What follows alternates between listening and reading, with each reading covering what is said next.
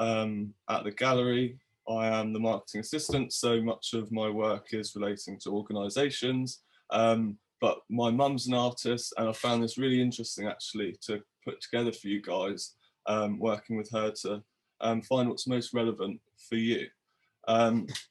So I've put a rundown of what to expect so you know what's coming up. Firstly, I'm going to run through digital strategy and how you can create your own in a kind of light touch sort of way. And then we'll look at email and newsletters and website. Then we'll have a break, and then we'll go into social media. I'm going to particularly focus on Instagram today, as for most of you, I think that will be what is most relevant. And then towards the end, I've got around 5 they're hacks, but they're just little tips that you can use in Instagram to make the most of your time and to get a little bit more from it.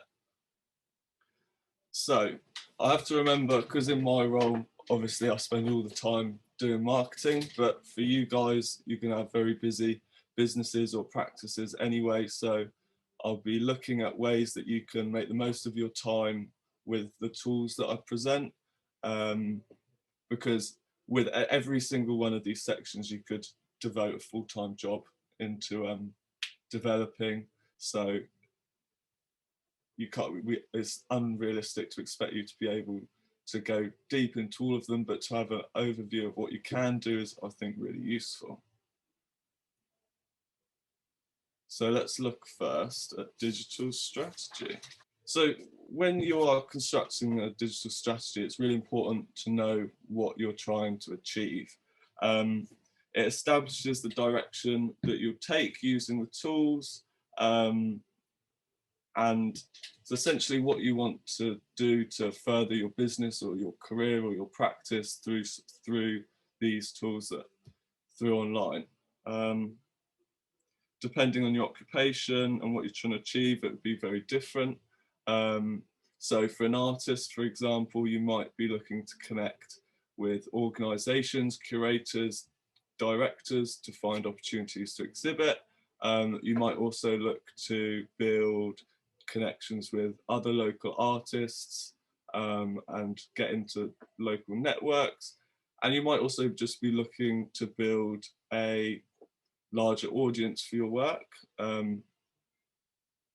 If you're a freelancer, it might be more specifically trying to find customers for your product or service. For each of you, you'll have your own goals, and these will kind of depend on what you're doing, and it will impact on what you create and how you use these different softwares like social media and website and how they can work for you best. So when I'm working, we use this thing called SMART goals. So it's the way that you can create goals that are specific, measurable, attainable, realistic, and timely. Because your goal might be, for example, to gain more followers, but if that is your goal, then you can set it out in this way, and it will give you a framework to work within. It's important to have measurable goals so you can track your progress. Assessing progress helps you stay focused, meet deadlines, and you can feel excited when you meet them, and it's a way to benchmark your success over time. It's also about ensuring that goals matter to you and that they align with other goals that might be outside of the digital and what you're trying to do in your career as well. So that's a really useful tool that I've found for making your dreams come true. So who's your audience? Again, this is a question really for you. This is something that you'll have to answer. Defining the audience you want to engage with is an important step in deciding where you promote yourself and the content you use to do that. You might already have an idea of the people you're trying to connect with, but creating a list to fit into your digital strategy will help you answer questions later on. It can be useful to visualize a person who is your ideal customer, or you could even base it on a real life person that you would love to connect with. So it might be the curator of the local gallery, But to visualize that person is really useful because you can then think about what interests them, how you can get their attention. So how do you measure your success? So for almost every digital tool or platform, the great thing about digital is there's lots of insights and analytics you can use. So if you've got a website, if you can set up Google Analytics on that, that's a very quite tech heavy thing, but you can use it, for example, to see how many people, there's a thing called bounce rate. So if they go onto your website and go straight off because it's not very interesting to them, and that you can use to optimize the quality of your website and things like that. So the tools in there, again, that's a big rabbit hole to go down, but it's useful specifically for social media as well. You can look at posts that are performing particularly well and things like that. So here's a bunch of tools that I use, and I think I've tried to create a list of ones that are mainly free for people. So HubSpot is something that we've used at the gallery at times, and it's essentially a customer relationship marketing tool. And you can use it to hold database of your customers and information around them. You can also use it to send emails out to them. So it's a really useful way to keep track of who your customers are and who you're engaging with. Again, MailChimp's a bit similar. It's more specifically for designing newsletters. I think on the free account, you can have a audience of up to 2,000 for free. So it's quite a large kind of audience that you can get with that free software, and you can use it to create really visual emails that are appealing. And when an email is set out visually, it makes it much more engaging than just a text email as well. I mentioned Google Analytics, and if you do have a website, it's something that's really useful to set up. If you've set it up through the sort of software like Wix or WordPress, they often have their own analytics tools within it, which you can use for yourself. Hootsuite, I'll talk about a bit later when we go over social media. But again, there's a free version of that, which essentially means you can schedule social media posts in advance, which means you can write them all in one go and save yourself time from having to post every other day. Google Alerts is really good to hear when people are talking about you, or if there's publications that mention you, and it essentially just emails you whenever a keyword is mentioned online. So that's a really useful tip that we use at the gallery, to hear about anything that kind of, when partners don't tell us that they're talking about us, it's really useful to pick that up. Canva is a design tool that is particularly useful for Instagram, and you can create really nice graphics for that if you want to explore that a bit further. And Grammarly is useful.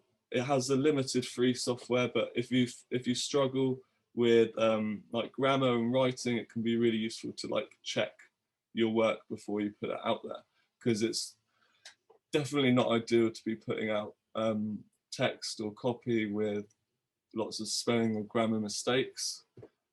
I'll talk about some of these in more detail as the areas that they cover come up.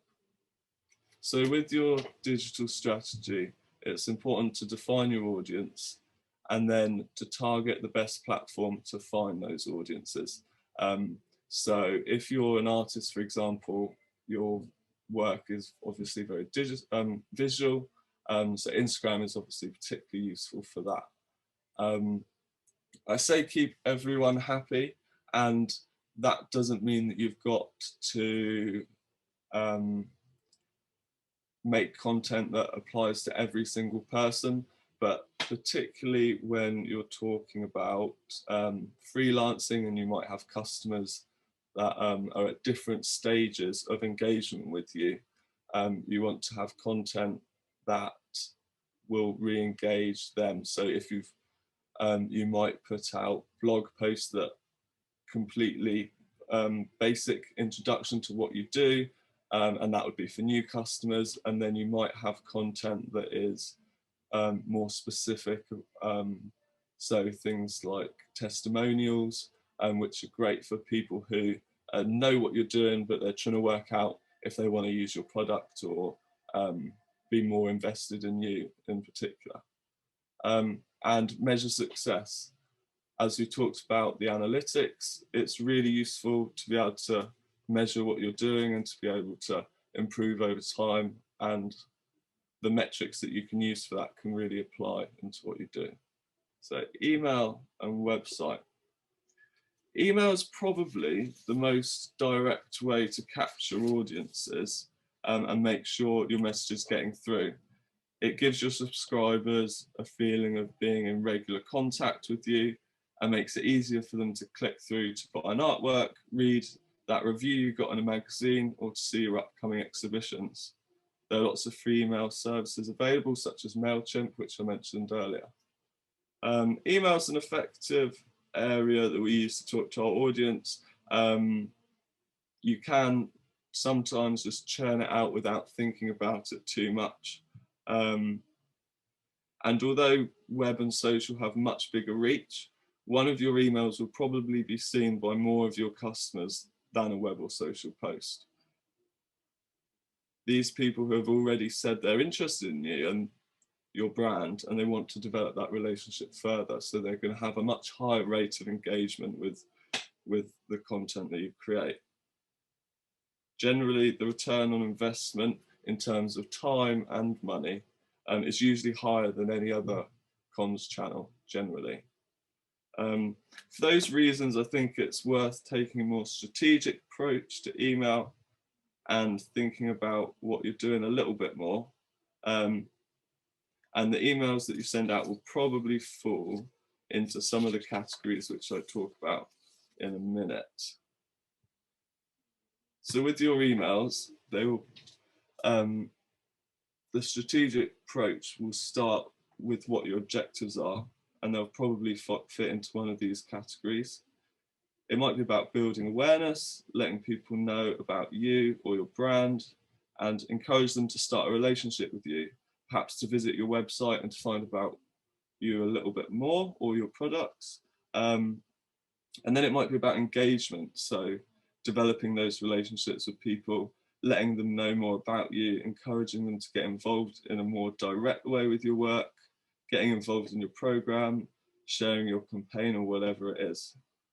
And for freelancers and artists trying to sell their work, it will probably be about conversion, whether that's selling work, fundraising, or asking people to take part in something specific, like attending events or exhibitions and things like that.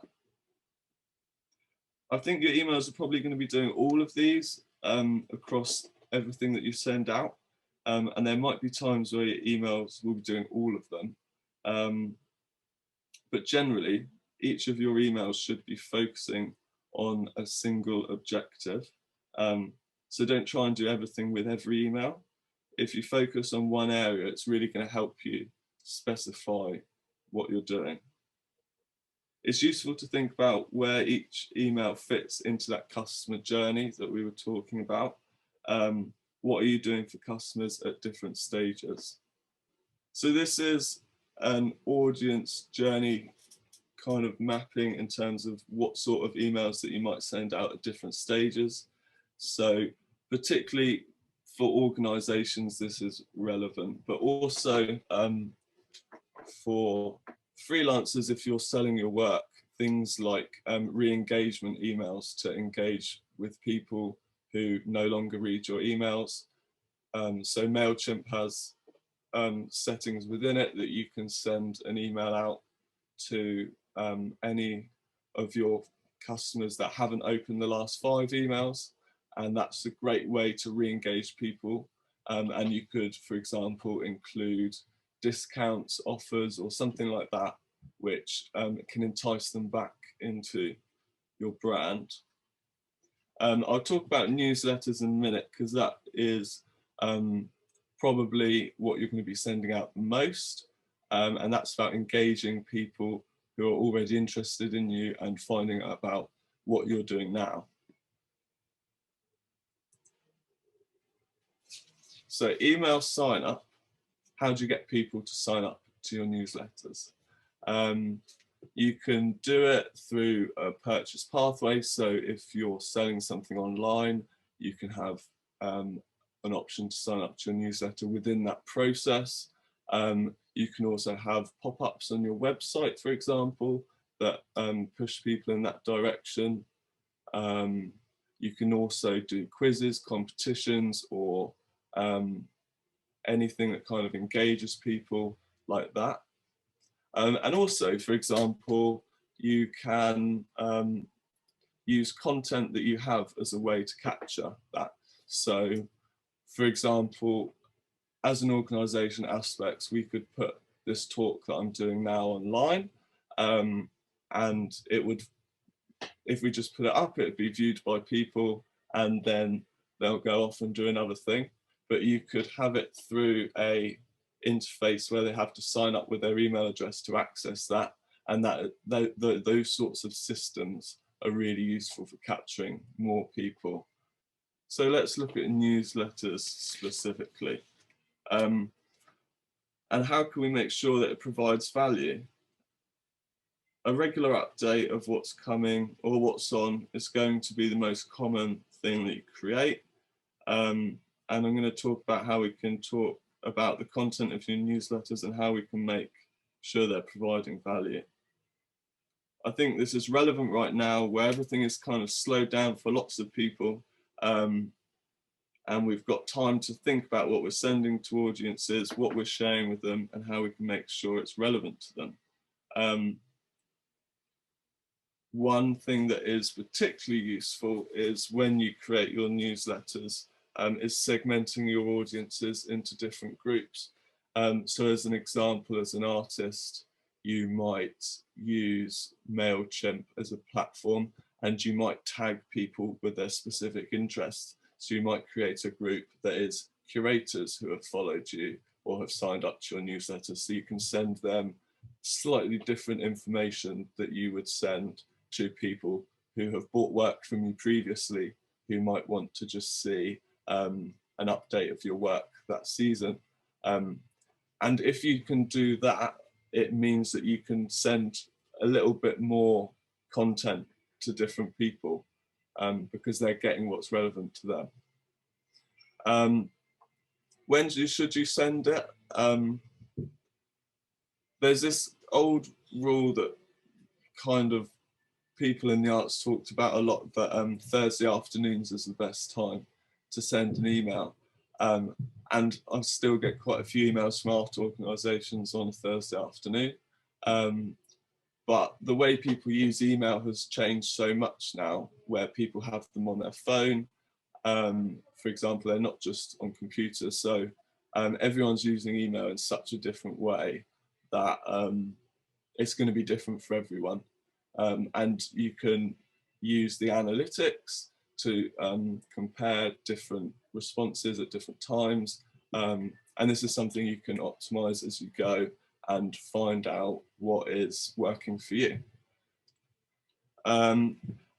Generally, how often should you send them? In the arts, again, we worry quite a lot about sending too much and overwhelming our customers. We would maybe send a monthly newsletter, for example, at the gallery. But one thing to remember is that I think we worry about it a little bit too much, because other sectors will send a lot more content. You might get weekly or bi-weekly newsletters. So I don't really think that is a problem. But what is important is that you have something to say in each email. There's no point sending out something that says the same as your last. So if you have not such a busy calendar, you might want to send like quarterly emails instead. So websites. Do you need one? 10 years ago, I would have said you definitely need a website as an artist or even as a freelancer. It's still a really useful platform, but with Instagram now, a lot of artists might not have a website, and they'll point people towards their Instagram as a way that they can showcase their work. That is kind of down to you and the time and commitment that you have to it. Websites are really useful, particularly as an artist, for curators and interior designers to find out a bit more about your work. So a top tip I would say is to always include dimensions of the work and the medium, so that curators can know if it will fit into what they're trying to look for, essentially. Your website is one of the few places online where you've got total control within reason over what the content is, what it looks like, and how people can find it. Websites can range from a simple static landing page that drives people to other places where your work exists on the web. So as an artist, you might have listings on AN or I think it's web, Axis Web is another one where artists have profiles online. So it could just be a way of directing people to your work, or it could be a whole ecosystem of your complete works, updates, photos, videos, anything you can think of. It's also a really useful tool to direct people from your social media and even to trigger email signups, as we said earlier. So it's a great way to boost that engagement. What you want to make sure is that all the information is really easy to find, as people often scan your website quite quickly. So the important landing page is the first page that someone comes into your website, and it's important that it has that it speaks about you and is really relevant to what people are clicking through. If you're planning to sell work directly through your website, this will require some special functionality. So you'll need to look for a platform that has e-commerce integrations, as this means it'll be able to take card authorization and send transactional emails. If you're not looking to sell your work or services through your website, or your pricing structures are individual to each client, you want to make sure that your contact details are really prevalent on the site, and people can send you an email, for example, without looking too hard.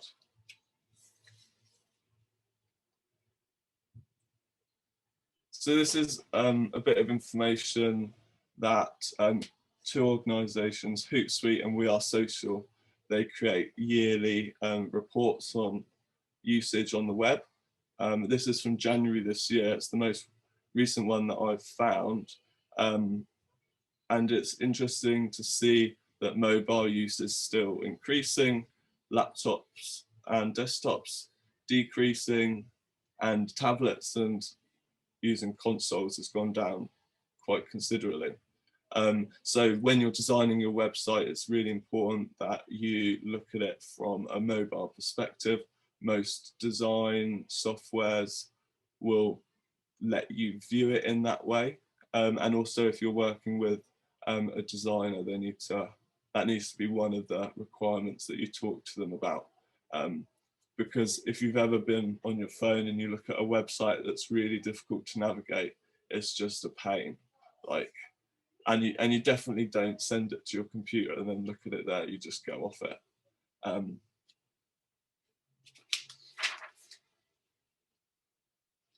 So I'm not going to go any more into websites, because that's such a rabbit hole. Again, you could spend all your time creating a website or liaising with designers and spending a lot of money getting them made. But it is a really useful tool. So to recap on newsletters and website, create your newsletters in a really visual way that will push up the engagement in them, and make sure you have something to say, which I mentioned. The shorter an email it is, the more likely someone is to click the links that you have in it. So you can do that by segmenting and sending different content to different audiences. I know, for example, MailChimp, they have a thing called dynamic content, but that's only available if you are in a higher pricing plan, where you send out one email and it hides different modules depending on the audience segments that they're signed up to. But I think some of the other programs that are free, that is a feature of, so it'd be worth researching some of the other ones that are available. And have a strategy for how you sign people up to emails. That includes having a strong landing page, having it prevalent on your website. You can even you can post asking people to sign up, and there's lots of ways you can do that. So now we're going to move on to social media. I'm going to talk more generally about what you can do to boost your followers, engagement, and how to get your followers to make the next step, to visit your website, subscribe to your newsletter, or think about buying your work or product. We'll look at how you can use analytics to aid improving the quality of content and get to know what makes your audience tick. I'll then move on to the different platforms and how they work in slightly different ways, and how to decide which platforms are right for you. Social media is great for building awareness and deepening relationships over time. It's great for making the most of visual content and also revealing a bit more of your personality, whether that's the personality of your work, your practice, or individually.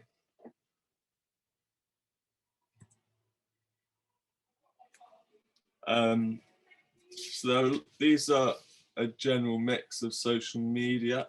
I'm going to be talking mainly about Instagram today, but I'm going to touch on Facebook, Twitter, and LinkedIn at the start.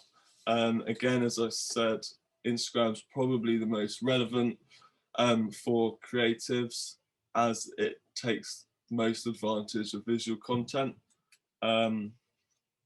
Facebook also supports many media types, but the real opportunity of this platform is in its affordable promotion. And if you're interested in experimenting with paid posts, this is the place to do it. Facebook's business tools give you the opportunity to promote to Instagram, but you're very likely to get cheap results through Facebook.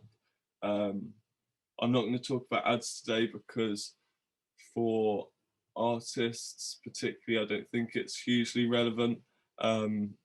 When you engage with galleries, they're most likely to take that responsibility on for you. And if you're collaborating with professionals in other disciplines, for example, Twitter's a great tool for monitoring news and connecting with colleagues and partners. So how to boost engagement? Use the right hashtags. Mass hashtags like art might help you pick up random followers, but fewer targeted hashtags will attract more engagement from your target audience. The hashtags you use will depend on your goals. If you're working at activism and advocacy, specific movement-related hashtags can connect you with colleagues in your cause. And if you're trying to reach creators and dealers to show and sell your work, things like contemporary painting isn't likely to help. But for example, blown glass or 3D printing and any other medium-specific hashtags might connect you to people in your field or people who are looking for that sort of work specifically. Posting consistently is really important to keep your page active. That doesn't mean posting every day, but you want to establish that how much you will post. So there's a bit of debate about what is best for artists. Some people say once a week. I would say more than that if you can, maybe 3 times a week if possible. But again, you want to be, you don't want to be boring people with stuff for the sake of it. And another point is to be social. It's called social media for a reason. Engaging with comments, replying, liking the posts of your people who you follow is a really good way to boost that engagement in your content. And make sure you're following the right people who that you want to engage with. A great way to engage with people who you've seen as a prospect is to follow them on Instagram and start that conversation that way. Use social media to tell your story and be authentic. People want to know about you and your product or your work and the story behind it. And collaborate.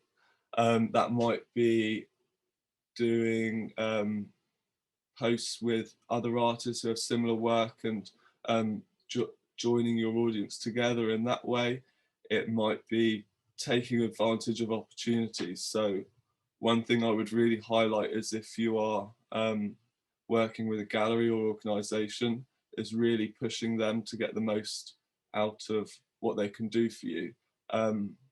I know when artists come in with an exhibition and they talk to our marketing team with the ideas of how we can promote their work, and the sort of conversations we can start around it really helps them get the most out of that opportunity in terms of the digital benefits of working with organisations and doing events in a larger capacity.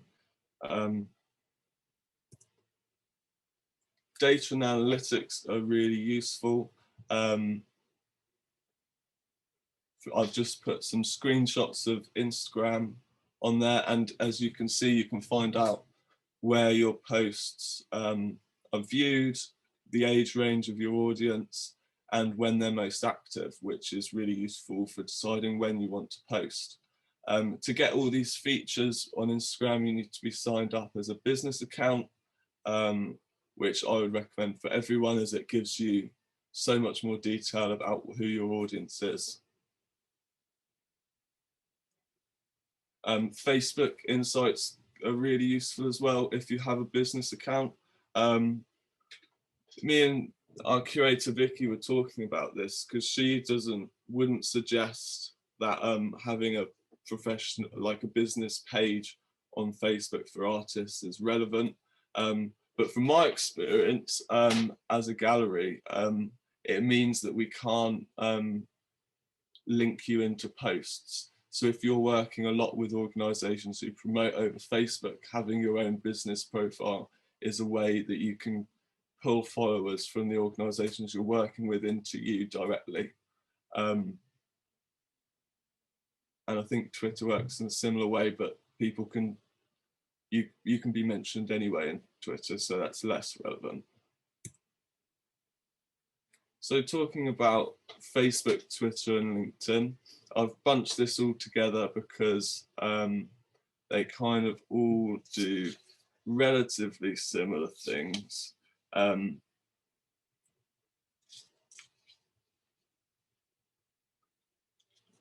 LinkedIn is particularly good if you're working with businesses. So if you're freelancing and it is with other businesses, LinkedIn is particularly useful for that. Twitter is great for particularly if you have newsworthy content and like engaging with that.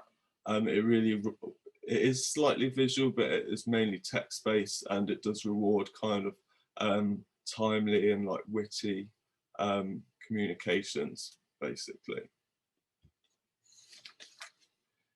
So I talked to our curator Vicky, and she's picked out a bunch of accounts that she has found that particularly excite her. So this is an example of someone called Emily Speed. She's an artist. do check out her Facebook page. She uses it to sell work, which is a great benefit of Facebook, because you can link to sites much easier than on Instagram. So do check that one out. For Twitter,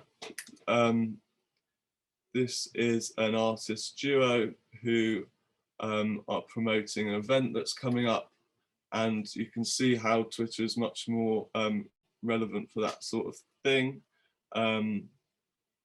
That's another one that Vicky picked out. So do check these out later on. It's great to be able to look at accounts that are performing particularly well, and you can look at the content that you like and try to take elements from that into your own work. And it's also really useful to see things that rub you the wrong way a little bit. Even if you see something that rubs you the wrong way, but it looks like it's performing well, I would stick with your gut, because that is most likely to fit into your tone and the sort of messages that you're conveying. So Instagram, if you had to pick just one channel to focus on, this would be the one. It has a robust creative community, and being visually driven, the media you create for this channel is likely to work. Between the feeds, stories, and Instagram Live, there are opportunities to show your case, formal and informal content, finished piece, process insights, and static or performative creative practices. It's still somewhat challenging to include links on Instagram, so it's less useful for direct marketing, such as selling your work. Does the whole like link in bio phenomenon, where you just see that in a comment. And we'll talk about that now. So I said earlier, setting up a business profile on Instagram is really important because you can find out more about your followers. Having a good bio is really important. You want it to be succinct, to say who you are. You can also use it to list upcoming events or things that you're doing as a way to link to that.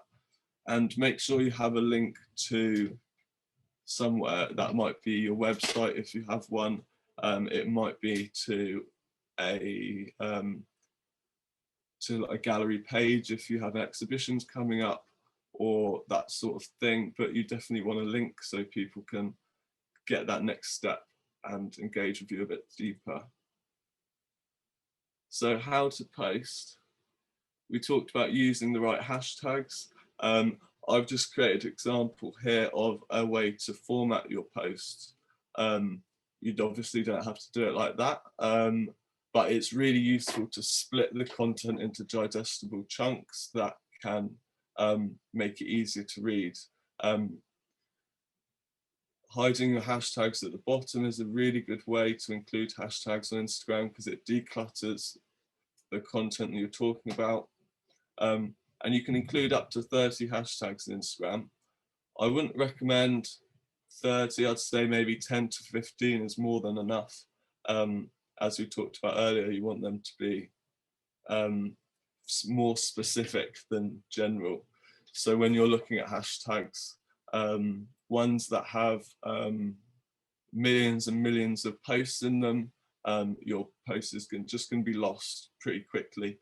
But for more specific ones, it's going to have much more longevity. Imagery on Instagram is really important. You want it to convey the message that you're trying to put forward. So if you're trying to be more personal and release that, you might want to include yourself in it, even if it's just your hand creating work or something, trying to create it more personal. So really think about how that fits into what you're trying to achieve. Using video is a really great way to get deeper engagement in your content and people can watch it. And the longer someone is on your post, that is a metric that Instagram uses to then show your post to more people. I'd say in generally, you want to be pretty concise with what you're writing. But for example, if you are releasing something about like a career milestone or an exhibition that's coming up, you might want to, you don't be afraid of longer text as well, because Instagram is really capable of engaging people through that sort of content. So, what should I post? This again will fit into what you're trying to achieve. It's a big question, and setting out the types of content that you use will help you create a consistent image and aesthetic, and help you foster a closer audience of followers who know what to expect. But remember to mix it up so you don't become one-dimensional. It's good to have a variety of content that will cater to people's slightly different interests, or reveals what you're doing in a more holistic way. Showing the process of your work is an interesting way to be more personal. You can video yourself doing things, or showing your studio is great for audiences you want to engage more directly, such as curators. You can't ask someone to put you in an exhibition, but you can ask them to visit your studio. You can't ask someone to put you in an article, but you can ask them to visit your studio. That's the idea in sharing it, so you can start those conversations, and use it to showcase your studio as a magical place where like materials are made into work. You can share your pigments or your power tools, and demystify the process with Instagram stories that engage.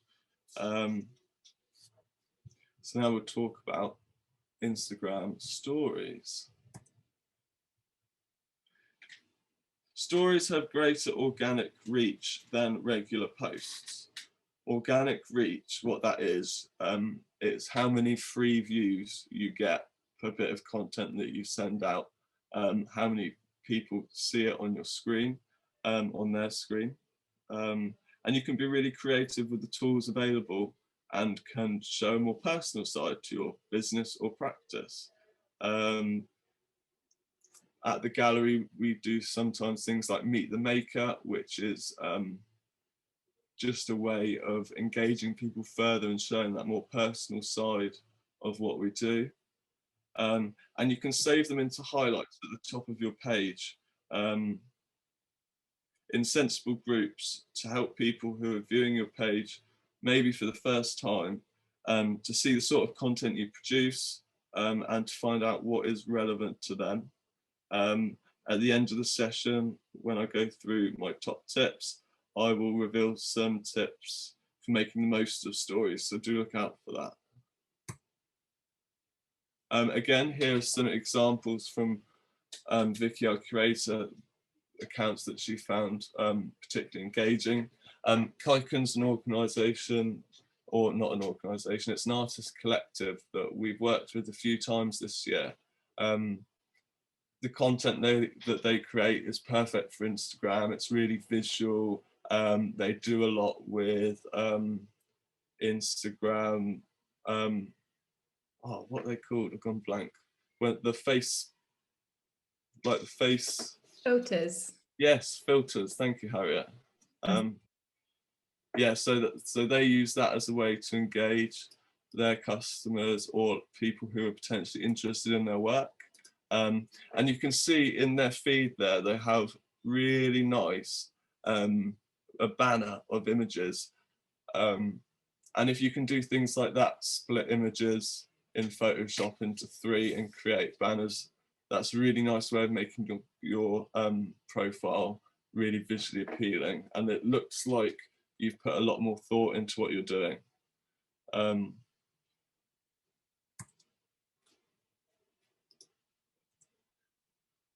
here's another one that Vicky picked out.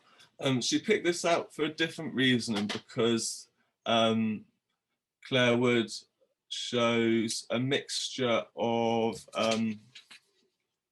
more personal things. You can see her with a Christmas tree there, I think, and more about her work. There is a lot of debate about how personal you should be on social media.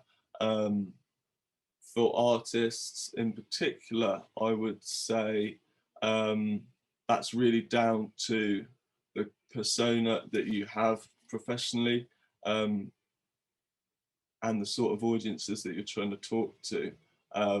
If you're just trying to engage local people who might want to become just interested in you as an artist, revealing a bit more about who you are can be a really useful tool for that. Conversely, curators can find it slightly irritating sometimes if they're looking for your work and all they can find is when you've got a dog or how old your dog is and things like that. So you do want to keep it professional. And that's the line that you have to work out where you sit on. And there's another one here which I'm pulling out for a slightly different reason again. There's an interesting mix of content here between works that you can see they work really well on Instagram, just images of the work. I think that is kind of what the work is rather than just photographs of it. And he also includes like personal video content, which is really engaging. And if that is how your persona is as an artist, then that can be a great way, again, to engage people.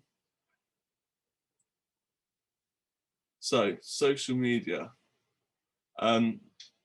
As I said earlier, Hootsuite's a great tool and you can use it to batch write posts, which means that you don't have to be logging on 2-3 times a week and spending your time writing it on your phone, which can be quite slow. If you use it, you can write up to 30 posts in advance, just drop the images in, drop the text, and they'll send them out at the times that you decide over however long period of time. That's particularly useful if you have an event coming up or specific calendar items, because you can backdate from there to make sure that you're getting regular promotion of that. One thing that's important to think about social media is that not every one of your posts is going to be viewed by every one of your followers, so don't worry about too much about repeating yourself. As long as the content's different and you're talking about it in a slightly different way, you can continue to promote that event that's coming up, and things like that. Having a variety of content's really important, so it shows more holistically what you're doing. And again, be authentic. You're trying to put across who you are as an artist or as a business or as a professional, and what you stand for. Is a great way to show the quality of your work, and so you should use it in that way. But I'm now going to go through the Instagram hacks that I have highlighted as particularly relevant for you. So number one is with Instagram stories. There are lots of tools in Instagram stories that you can use to tie yourself to other accounts, to locations, and with hashtags as well. You can see you can use hashtag buttons, or you can also just type hashtags in the text. So you can type a whole long list. Now, I find these things can be visually distracting from the content you're trying to create. So the tip that is relevant to this is anything that you put in to your page or your story, you can use 2 fingers to shrink it down so it's completely invisible, which means it will still get all the links to location and things like that, but it doesn't affect how it looks. So that's a really useful tip to make sure that more people can see your stories and things like that. The second tip is also for stories. I picked out 2 random photos for my camera roll, so apologies. You can see what I'm interested in, cakes and tennis. But this is something that I've only recently found, that you can add multiple pictures into your stories. So if you go into a camera roll and click copy photo, you can literally paste them straight in and you can have as many as you want, which is really useful for creating collages and more engaging content. Number 3, use alerts. So on any page that you visit, at the top, on any profile on Instagram, the bell, if you click that, it will mean that you will be get notified whenever an account will post. And that's really useful if you are working with a particular organization or you want to find out about specific updates. So that's a top tip, so that you can not have to scroll through looking for things and you just get updated about it when it comes. Number 4, if you are looking on your Instagram through what you've posted previously and you're wincing a little bit, thinking, oh, I wish I didn't post that, you can just delete them. But I would advise archiving them, because it means that all the analytics from it are still available and it's not gone forever. So it's a great way to hide content that is not relevant anymore, or that you don't think is quite appropriate at this stage. And my 5th tip is to find relevant hashtags. So when you can search for hashtags through Instagram, when you put type one in, it will then come up with other relevant ones beneath it. So it also shows you how many posts there are. So for example, line drawing has got 2 million, which isn't a huge amount if you think about the longevity of how long Instagram has been using hashtags, but it is a lot more than line drawing art, for example, which might get you higher engagement and more people clicking through who are looking for it. So again, looking back at hashtags and using more specific ones where possible.